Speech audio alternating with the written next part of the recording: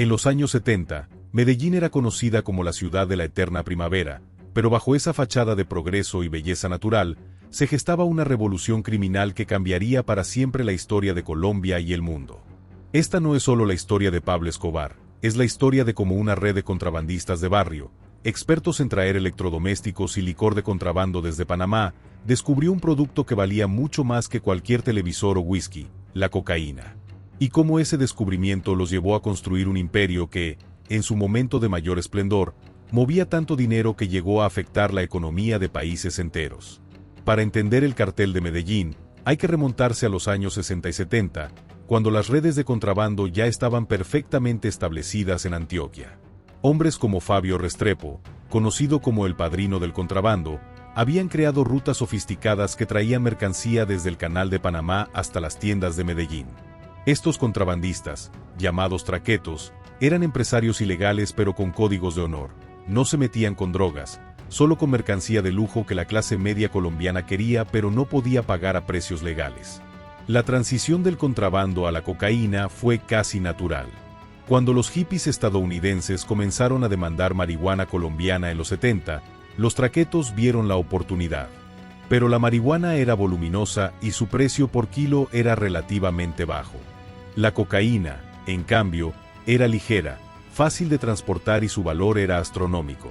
Un kilo de cocaína valía más que un cargamento completo de televisores.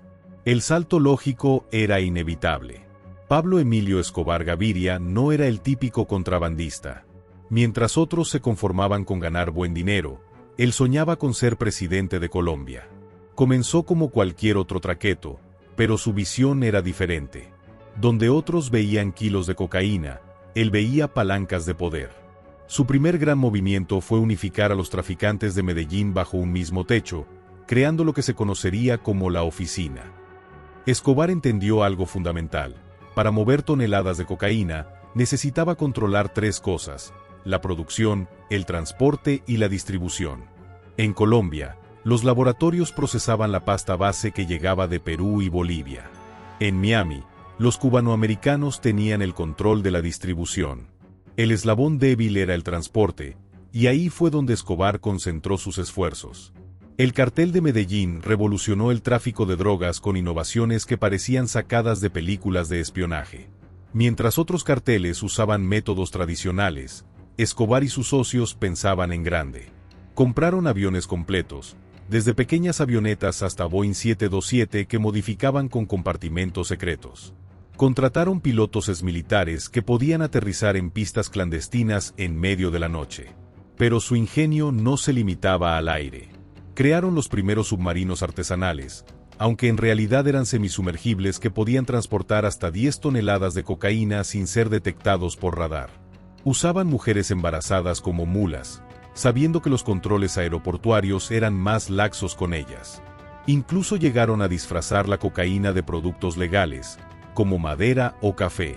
A medida que el cartel crecía, también crecía la atención del gobierno colombiano y de Estados Unidos. La extradición se convirtió en la mayor amenaza para los capós, y Escobar declaró la guerra al Estado colombiano con su famosa política de plata o plomo: o aceptaban sobornos o aceptaban balas. Esta guerra llegó a su punto más alto con el asesinato del ministro de Justicia Rodrigo Lara Bonilla en 1984, seguido por la bomba en el edificio del DAS en 1989.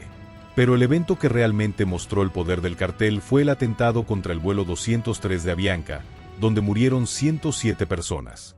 Escobar quería asesinar a César Gaviria, quien sería presidente, pero este no estaba en el vuelo. El mensaje era claro: nadie estaba seguro. Aunque Pablo Escobar es el nombre más conocido, el cartel de Medellín era un consorcio criminal con talentos especializados.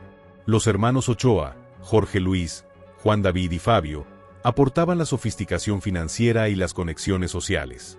Eran dueños de la finca Nápoles, donde tenían zoológico privado y piscinas olímpicas. Gonzalo Rodríguez Gacha, el mexicano, era el brazo armado. Mientras Escobar prefería sobornar, Gacha prefería eliminar. Fue él quien creó los grupos de sicarios que aterrorizaron Colombia, y quien expandió las operaciones a la costa atlántica. Pero quizás el socio más importante era Carlos Leder, el genio marketinero que creó la ruta aérea directa entre Colombia y Estados Unidos. Leder compró una isla en las Bahamas como base de operaciones y sobornó a todo el gobierno bahameño. Su idea era simple: si American Airlines podía llevar turistas a Cancún, él podía llevar cocaína a Florida. El mismo éxito que llevó al cartel de Medellín a la cima, también causó su caída. La violencia excesiva, los ataques a políticos y civiles, y la guerra abierta contra el Estado llevaron a que todos los grupos de poder en Colombia se unieran contra ellos. El cartel se había vuelto demasiado grande, demasiado violento y demasiado visible. La gota que derramó el vaso fue el asesinato de Luis Carlos Galán, el candidato presidencial favorito para las elecciones de 1990. Galán era abiertamente antinarcóticos y prometía extraditar a todos los capos a Estados Unidos. Su muerte unió a políticos, militares, empresarios e incluso a otros carteles como el de Cali en su contra. Aunque el cartel de Medellín dejó de existir como organización unificada después de la muerte de Escobar en 1993, su legado perdura en cada cartel mexicano, en cada red de tráfico europea, en cada laboratorio clandestino. Fueron los primeros en entender que el narcotráfico no era un delito local, sino un negocio global que requería estructuras empresariales sofisticadas. Su modelo de negocio se estudia hasta hoy en escuelas de comercio: control vertical de la producción, innovación logística, marketing agresivo y, cuando era necesario, uso estratégico de la violencia. Fueron los Steve Jobs del crimen organizado. No inventaron la cocaína, pero sí inventaron la manera de comercializarla a escala masiva. La historia del cartel de Medellín es la historia de cómo la ambición desmedida, cuando se combina con innovación y falta de escrúpulos, puede crear monstruos que desafían a estados enteros. Pero también es una advertencia temporal: ningún imperio criminal, sin importar cuán poderoso sea, puede sobrevivir cuando decide enfrentarse a toda la sociedad. Hoy, Medellín es una ciudad transformada, pero las cicatrices de aquellos años siguen visibles. Y la pregunta que queda flotando en el aire es: ¿qué hubiera pasado si esos cerebros empresariales hubieran usado su talento para negocios legítimos? Quizás esa sea la tragedia más grande de todas: el talento desperdiciado en la construcción de un imperio que, al final, solo dejó muerte y destrucción.